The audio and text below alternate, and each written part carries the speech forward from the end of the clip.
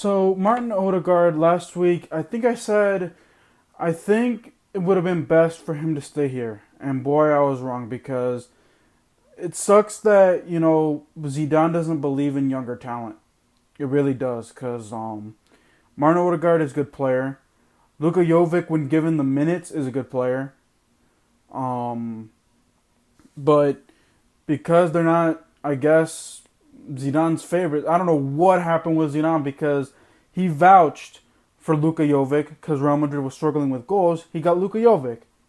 Um, Martin Odegaard, because Real Madrid struggled with goals last year, he ended up getting Martin Odegaard back from loan because he was on loan before, but now he's on loan again. Luka Jovic and Martin Odegaard and Take Gubel are all out on loan and they're balling in their new places, which again pisses me off.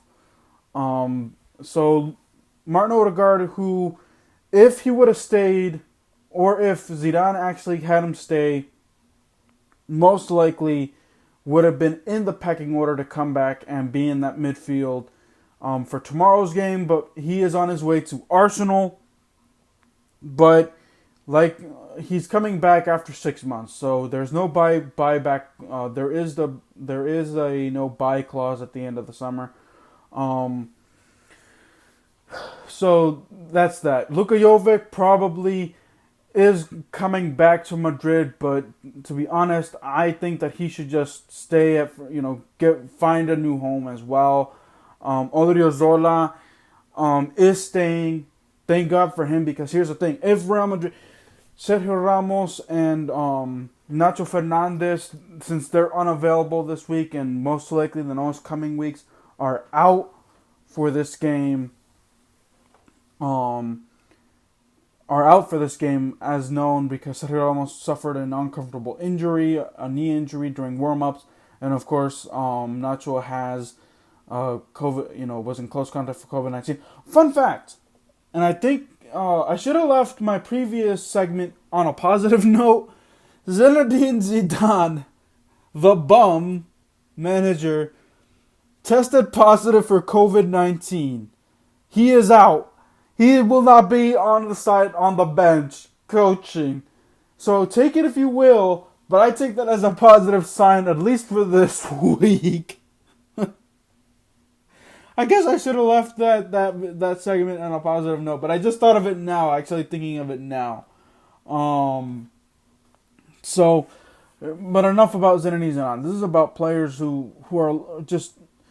This is a therapeutic segment, because I just feel so bad for those players for Real Madrid. Zidane has ruined them. Zidane has ruined the younger players because he doesn't trust them. And he somewhat has also ruined the older players as well. Because if he would have stuck, because I wasn't a fan of the rotation before, but after a while, after analyzing what Real Madrid has done the last few months, especially the month of January,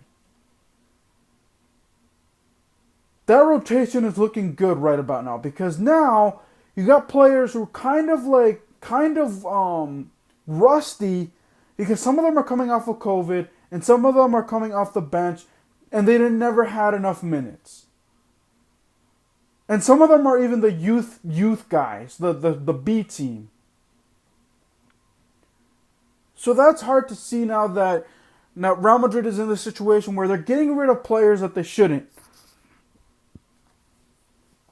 So Zidane is going to have to answer a lot of questions at the end of the season, and hopefully he's not going to be here.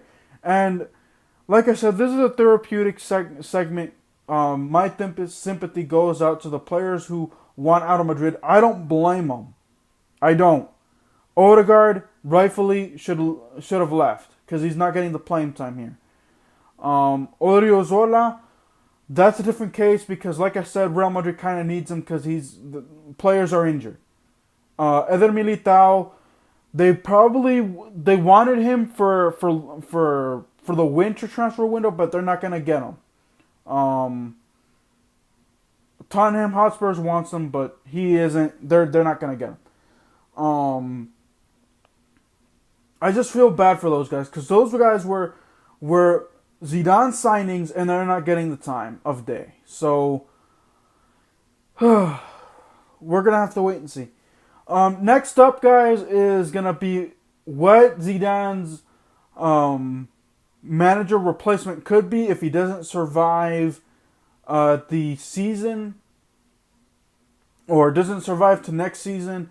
Florentino Perez said that if anything unless anything unforeseen like Zidane getting embarrassed in the Champions League, or continuing the embarrassment of La Liga, should be staying with Madrid. But there is already a candidate, and no, it's not Pochettino because he is now with Paris Saint-Germain.